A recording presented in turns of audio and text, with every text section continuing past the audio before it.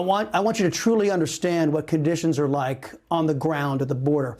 I want you to listen to this. This is a distress call to the United States Embassy in Mexico on February 15th, 2011. Listen. We got shot. We got shot. We are on the highway of Querétaro, Mexico. We've been shot and attacked on the highway. I am an ICE special agent. Wow.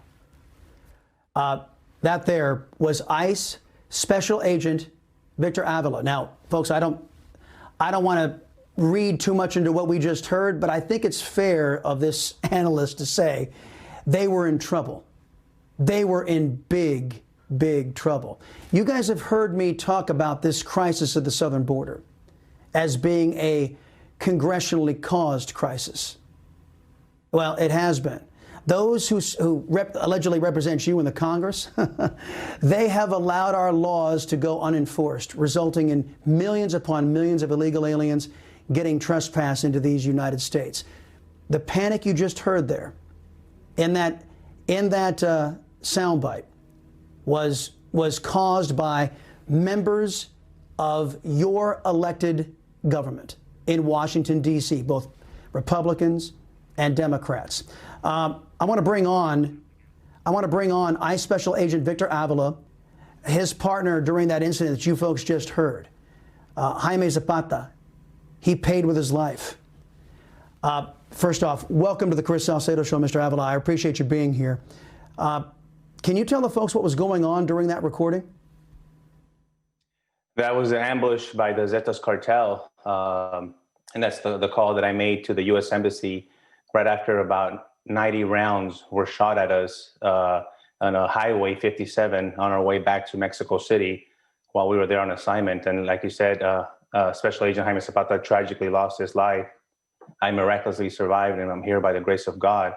And so I know firsthand the challenges and the issues that we face with our border security and our relationship with Mexico.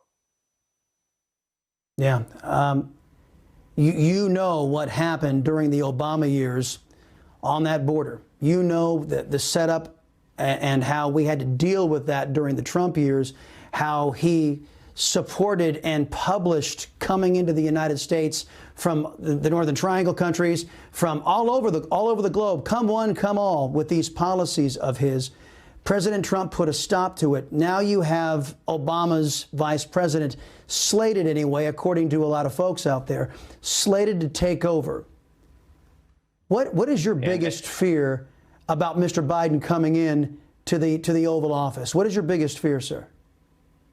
The biggest one is the influx of illegal activity, and not just in people and legal aliens coming into our country, but my biggest fear is the cartels and the imminent threat that we face here in our country of the cartels. And Americans need to know. They're really not aware of the impact that these criminal organizations have on our communities and the violence that we've seen. We've seen the spike in violence around our country, and a lot of that violence is attributed down to the drug trade, the human trafficking, the human smuggling that the drug cartels control out of Mexico.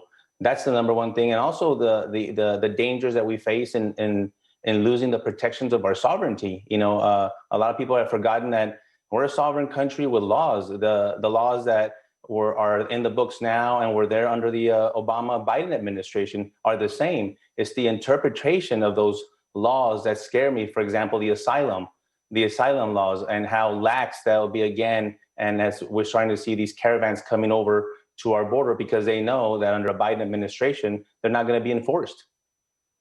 Yeah, no, I hear you. And I'll never forget in Arizona, there was a sign warning American citizens not to go into an area. It was American soil telling Americans to stay out because your politicians and my politicians in Washington, D.C. had ceded American territory to those drug cartels. Absolute disgrace. Last question I have for you. Mr. Biden has already said he's going to stop construction of the border wall. What do you think the results will be? They're going to be catastrophic in many ways, financially, but not just, they're taking away a tool that our men and women of Border Patrol have have requested and have really embraced. So they're the ones that need it. They're the ones that want that wall and that barrier. I wish I had it down there when I worked on the border on the Texas side, seeing countless SUVs full of drugs, humans carrying drugs, and human trafficking and human smuggling. I wish I would have had that barrier there. So that ending of that construction is only going to add more pressure to our men and women of Border Patrol to try to patrol those areas where we don't have a barrier. Victor Avila, thank you for your service to the country. Thank you for coming here on the Chris Salcedo Show, and Merry Christmas, sir.